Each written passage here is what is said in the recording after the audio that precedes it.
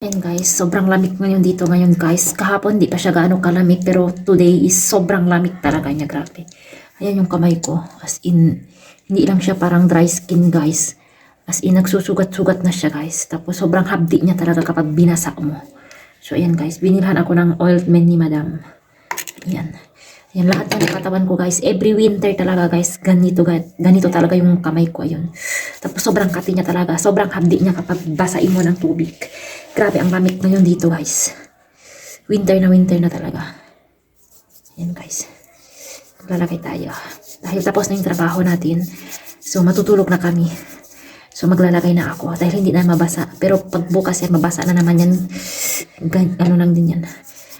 Ayan, magdadry na naman siya ulit guys. Dahil kapag umaga or tanghali, hindi na ako naglalagay. Dahil binabasa ko naman yung katawan ko. Dahil hindi naman talaga maiwasan. Dahil sa bahay yung trabaho natin. So, palagi tayo naghuhugas ng mga plato, ganun. Ayun o. Ang habdi. So, ayan.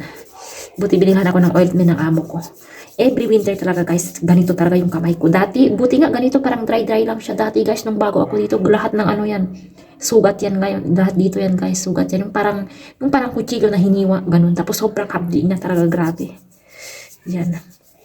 Yan o. Gusto ko mag-gloves guys, pero parang hindi ata okay kapag mag-gloves ako. Di ba yung parang plastic siya yung ng gloves.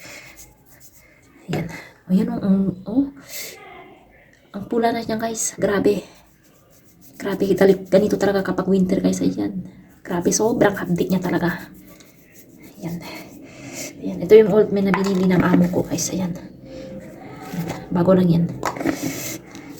Naubusan ako ng Vaseline. Sabi ko sa kanya, bilhan niya ako ng Vaseline. Tapos hindi niya ako binilhan ng Vaseline. Sabi niya, mas okay daw to. Kaya ito yung binili niya sa akin.